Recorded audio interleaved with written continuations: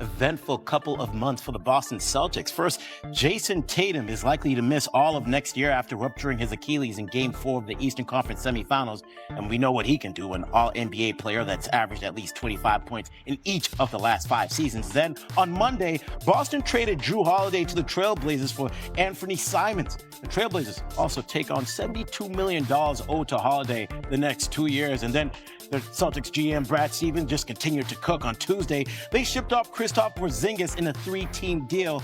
The pair of trades puts the Celtics under the second tax apron, saving a projected $180 million in tax penalties. So, Shams, they've come out of this having saved millions of dollars, and they've added assets in the process. What more can you tell us about what might be coming next for Boston? I'm told they are getting phone calls on Jaylen Brown and Derek White. The Celtics, of course, their preference would be to keep both players, but there is a level of listening going on here. They have set a very high price threshold for both players, so it would really take a massive offer to get either player for sure. And at the end of the day, they did accomplish their goal this week. They got out of the second apron by trading away Jrue Holiday and Kristaps Porzingis. They've shed $180 million, but they are still in the first apron. They're still a luxury tax-paying team next season. Is that the lane that they want to be in with the uncertainty of Jason Tatum? So their phone lines are open. It's not definitive that they're going to trade either one, but they are listening across the board. Yeah, Chene, the Celtics don't win a championship last year without the contributions of Jrue Holiday and Kristaps Porzingis. What's your reaction to Boston making these moves?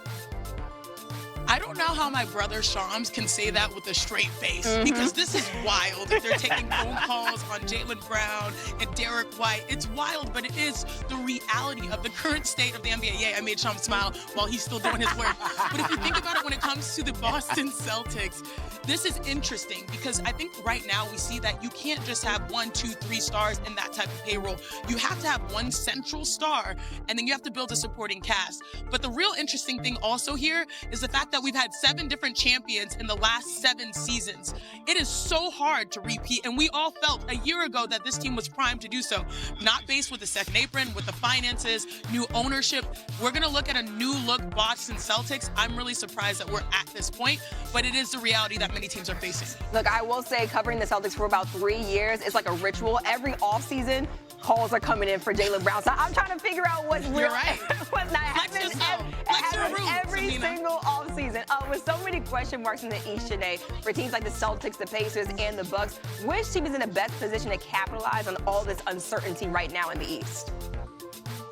You know which team that's like looking to the left and looking to the right, and I did that backwards, which is wild for me, but it's been a long day, and is panicking and like, oh my gosh, how do we get to this position where we just have to act cool? It's the Cleveland Cavaliers. They're like looking around like, oh my goodness, where a lot of people were worried and panicked a month or so ago, knowing that this was one of the top teams in the NBA. Now you're looking at this roster saying this actually might be the team that can compete for the future. Right now, given the opportunity, given the nature of it being so wide open, I mean, Donovan Mitchell had probably his best year when you combine his basketball play, but also his IQ and his leadership. They have depth. Evan Mobley, Defensive Player of the Year. You know, you look at the squad on both ends, they were top of the league, top 10 offensive rating and defensive rating. They're like, oh, don't panic now, guys. Like, we might actually be able to accomplish what we wanted maybe a year later, but that might be better for us. Yeah, Shams, now we look towards the Rockets because they also had a great year. And this morning, you had some news coming out of them with Fred VanVleet. What more can you tell us?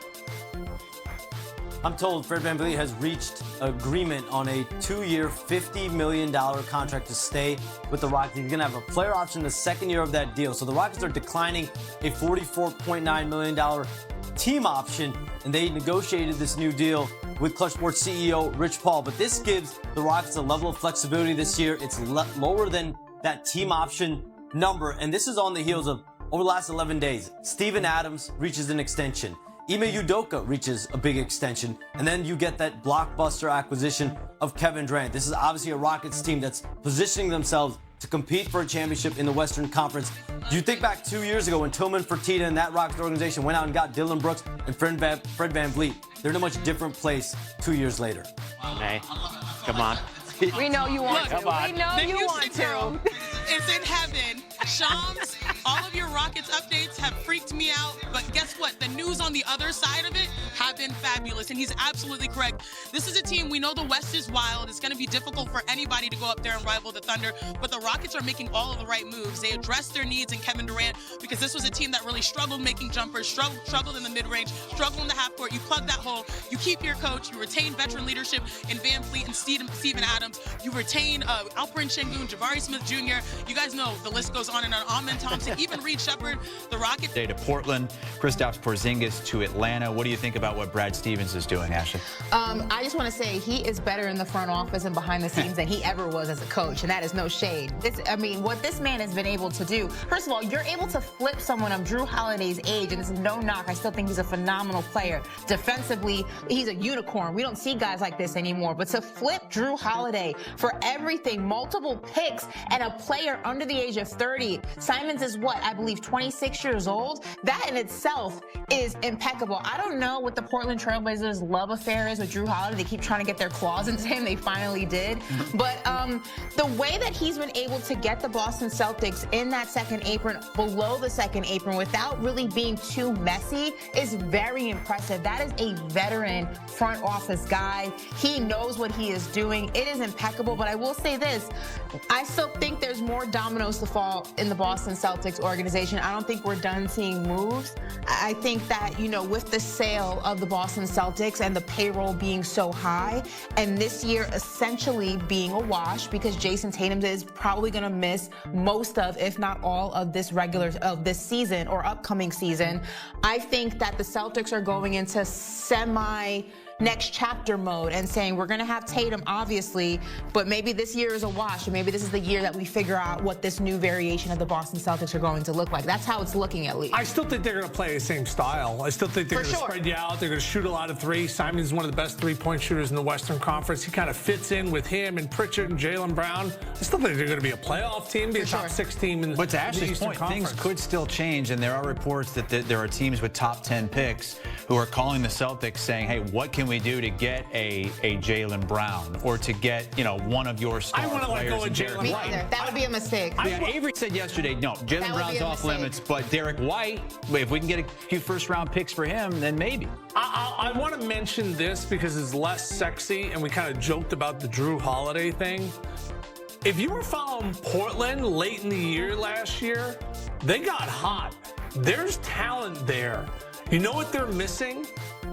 A veteran presence, a guy who's been a professional, who's been through the wars. Like, you brought Fred VanVleet into Houston, boom, 41 wins, boom, 53 wins, 2 years.